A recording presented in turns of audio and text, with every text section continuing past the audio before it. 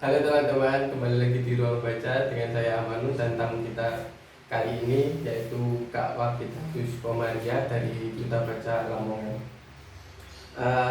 Dengan beberapa menit ke depan kita akan ngobrol tentang literasi di Kabupaten Lamongan.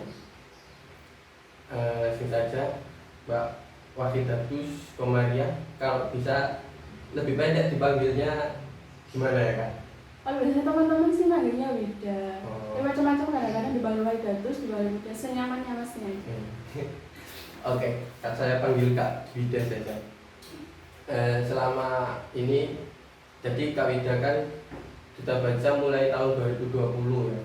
Nah, selama tahun 2020 sampai sekarang ini kegiatan menjadi Duta Baca itu seperti apa? Mungkin teman-teman pengen tahu kegiatan selama ini.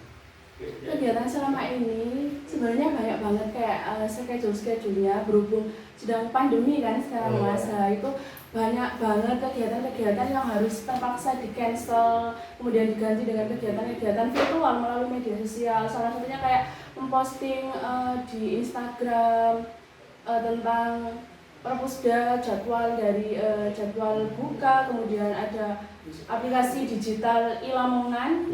Itu kan mungkin teman-teman udah ada yang tahu, iLamongan adalah aplikasi digital perpustakaan yang dibuat oleh Perpusda Lamongan, di mana di situ banyak banget buku-buku yang bisa teman-teman baca melalui media sosial, yang aplikasinya bisa di-download melalui Play Store dan App Store.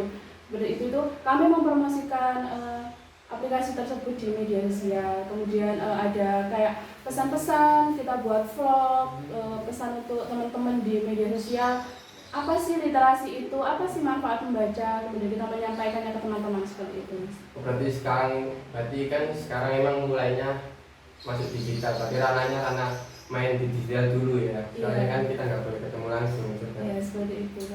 Untuk yang aplikasi tadi itu berarti kita bisa baca buku di aplikasi itu dari koleksi-koleksi Perpus Lamongan. Betul, jadi beberapa koleksi dari Perpusda Lamongan itu dimuat di aplikasi iLamongan tersebut. Jadi teman-teman, kalau semuanya kita nggak punya waktu ke perpus atau kita kehabisan stok buku, kita bisa aja download itu, kemudian search buku apa yang mau kita cari, itu ada buku-buku yang tersedia di situ.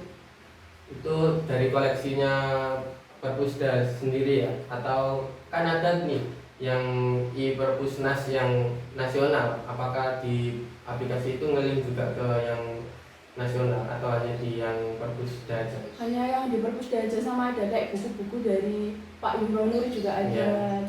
Oh iya kan, yang di Lamongan itu yang setahu saya yang di Perpusda itu ada sudut untuk buku-buku tentang Lamongan sendiri. Betul, kan? tentang kebudayaan Lamongan, tentang pemerintahan Lamongan, kita banyak banget bisa belajar di situ. Terkait literasi dan minat baca ya Kak, kemarin itu saya baca-baca tentang survei, bahwasanya survei UNESCO, bahwasanya minat baca orang Indonesia ini hanya 0,001%, atau kalau disetarakan itu hanya 1 orang dari 1.000 orang itu yang rajin membaca. Menurut Kakak, survei itu masih relevan enggak di lingkungan kita saat ini? Kalau menurut saya, untuk saat ini, kalau kita melihat dari survei tersebut, saya bilang 50-50 ya.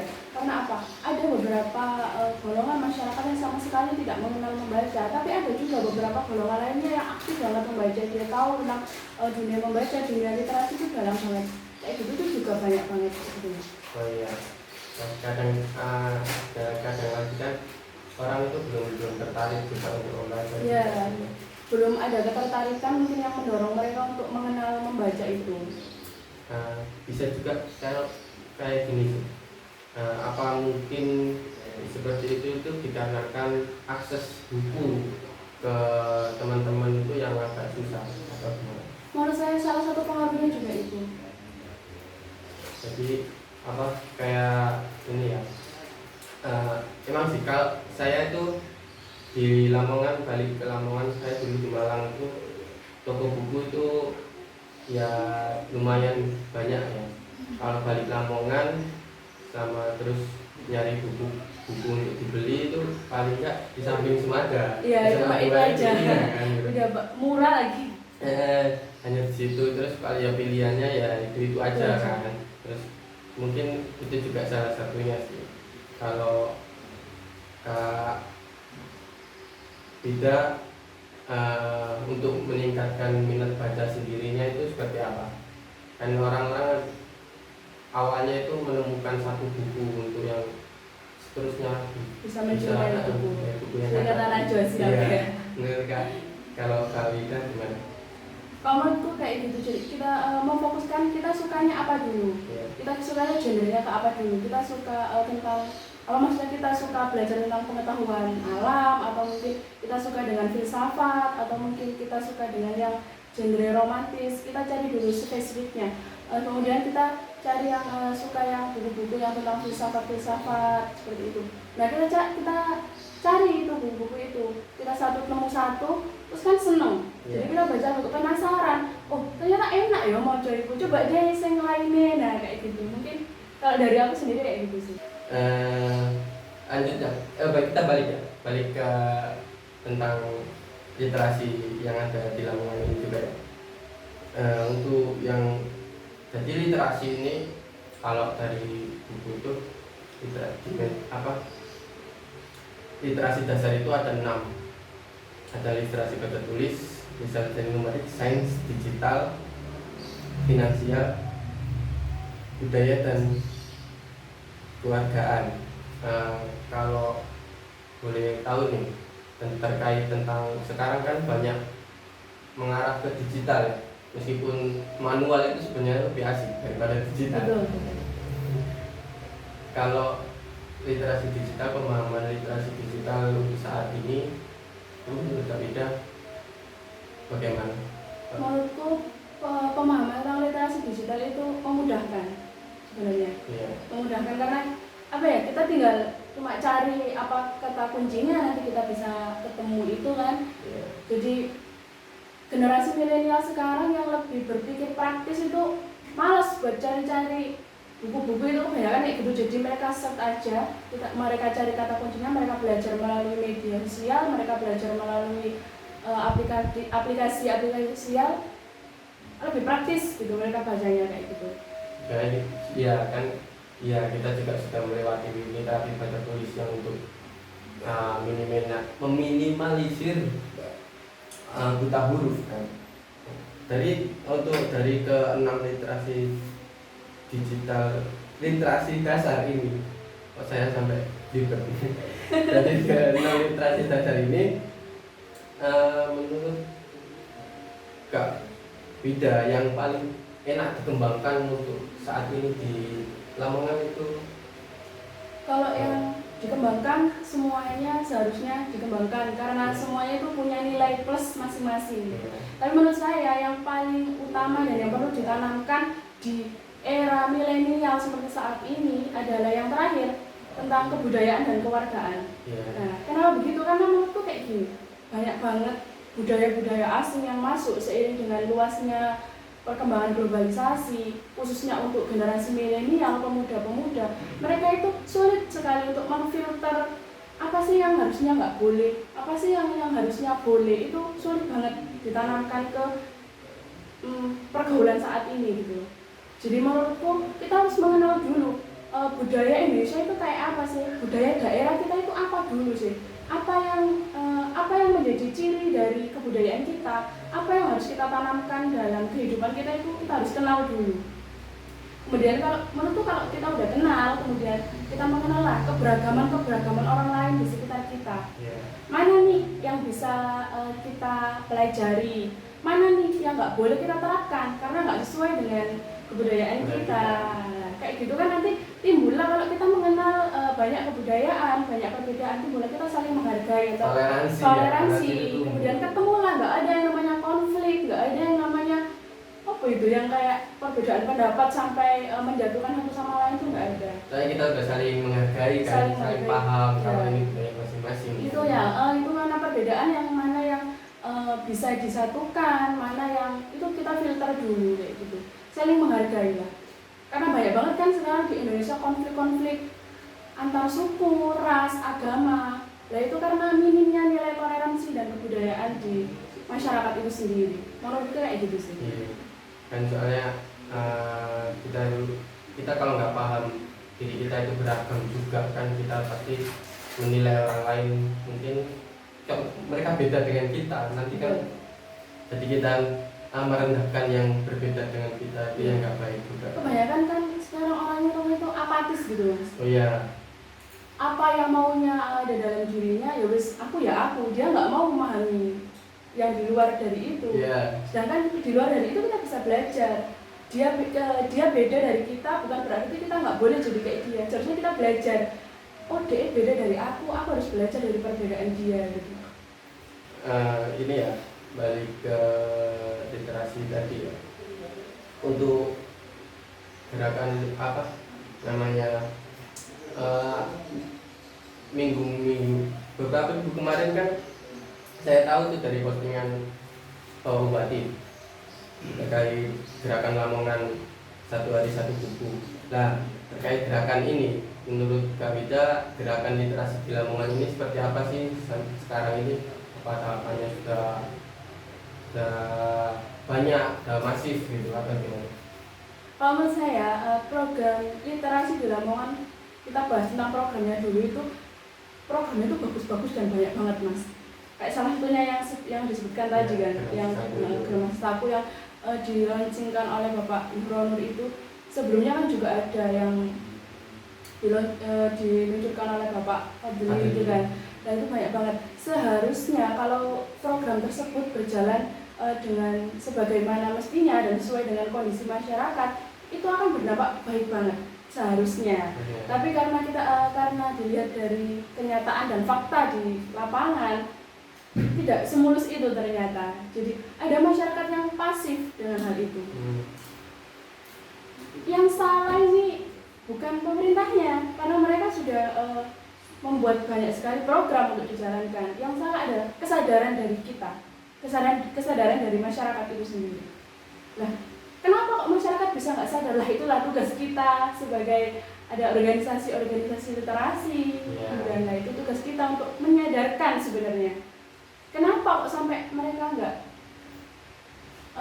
rendah sekali minat bacanya seperti itu?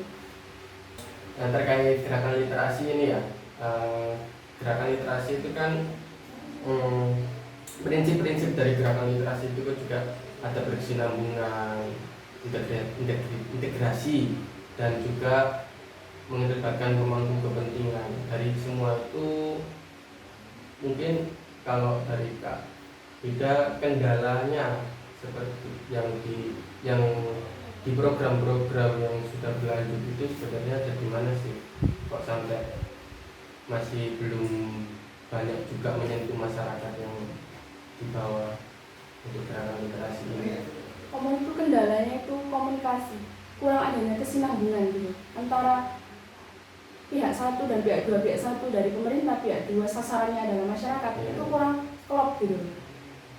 Oh, iya. Kalau menurutku semuanya masyarakat itu butuhnya apa sih, maunya apa sih, apa yang menyebabkan dari yang saya omongkan sebelumnya, apa sih yang menyebabkan mereka itu sampai kok nggak mengenal membaca, menulis mereka bisa. Maksudnya kenapa sih mereka bisa acuh sama membaca, padahal kita tahu manfaat membaca itu kan banyak banget ya. Nah kenapa sih kok bisa kayak gitu? Itu seharusnya itu yang bisa didengar oleh pemerintah untuk membuat program solusi, untuk memecahkan solusi itu dulu.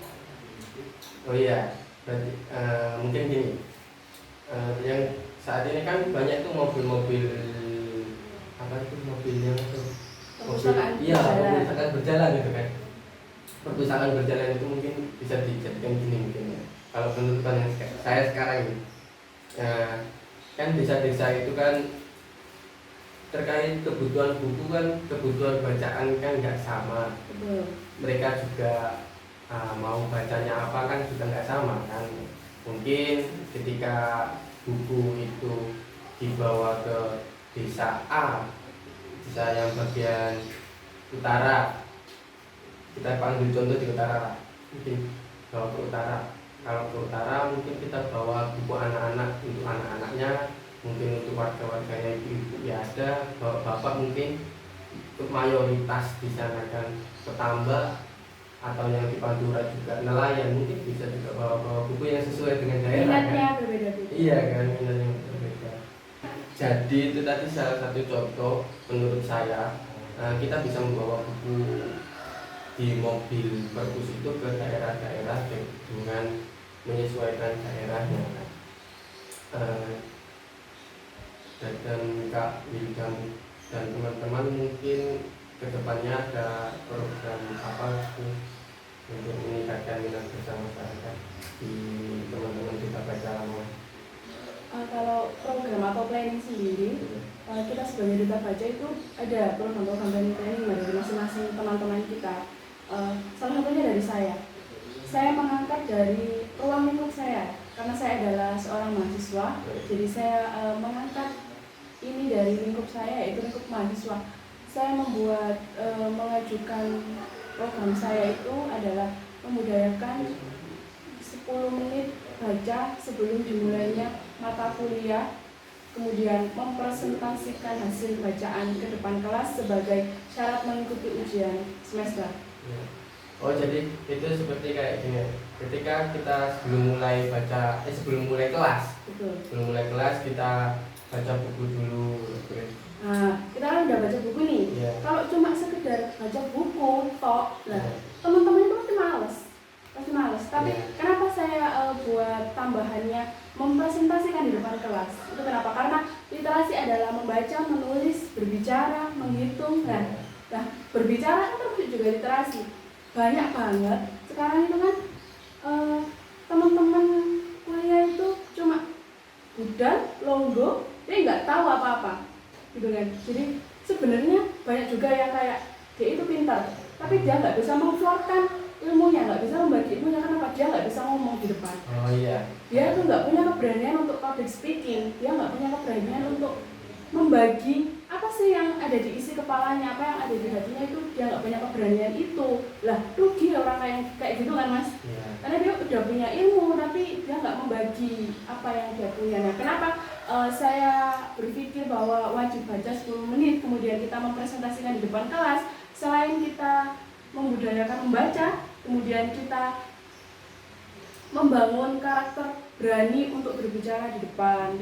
Nah kalau kita itu kan nanti teman-teman itu bakal berpikir, aku ini kudu moco iki, kudu memahami iki ben aku presentasiku bagus. Kalau gak bagus, isin ambek arek-arek. Ya kayak gitu kan. Jadi sebisa mungkin dia akan memahami isi dari buku yang mereka baca, kemudian mereka menyampaikan di depan kelas, membagi dengan teman-teman. Jadi kalau dia kagok kan malu. Nah, jadi itu yang mendorong kita untuk bisa baca, mengetahui isinya, kemudian kita bisa menyampaikan, membagi. Jadi pintar nggak hanya di dalam diri kita sendiri, tapi kita bagikan ke lingkungan-lingkungan kita seperti itu. Itu semacam kita mereview bukunya gitu ya. Bukunya, dan menjelaskan ke teman-teman, bagi. Memang sih kadang itu ada orang yang hanya bisa memahami untuk dirinya sendiri, sulit untuk memflorkan ke orang lain. Dan dari situ, dari program kakak itu kan kita jadi bisa untuk menceritakan ke orang lain juga, untuk bekal kita juga kan bisa menceritakan apa yang ada di buku. Kan kalau kita baca itu biasanya kita baca terus kita memahami, terus kita mungkin ada sebagian orang yang sulit lah untuk menceritakan buku yang kita pahami tadi. Mungkin dengan itu kita bisa belajar untuk memahami dan menceritakan yang kita pahami. Sharing kembali lagi ke manfaatan itu sendiri. Ya, terakhir ini jadi harapan Kak Wida untuk literasi Lamongan kedepannya seperti apa?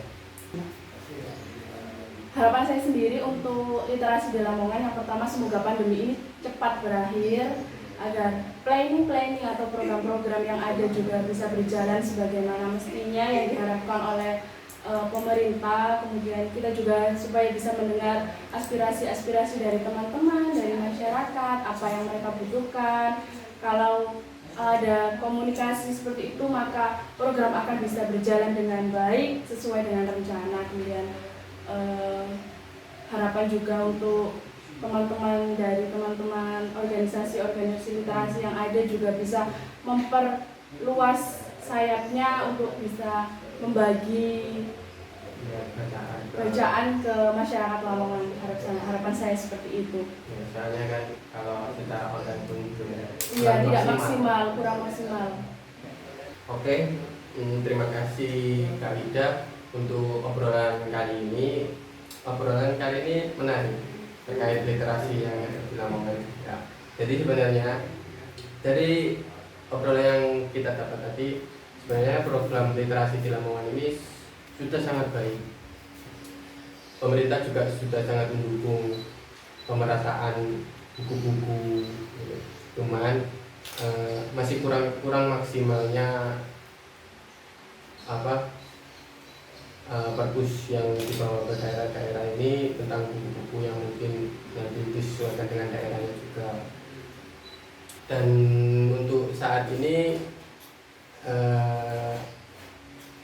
masyarakat juga bisa mengakses buku-buku juga, nggak hanya dari langsung datang ke perpustakaan, juga bisa melalui aplikasi yang sudah disediakan. Hari ini tidak ada kata susah untuk kita mencari sumber bacaan karena kita sudah dimudahkan oleh teknologi. Terima kasih, sampai jumpa di episode Ruang Baca selanjutnya, dan salam literasi.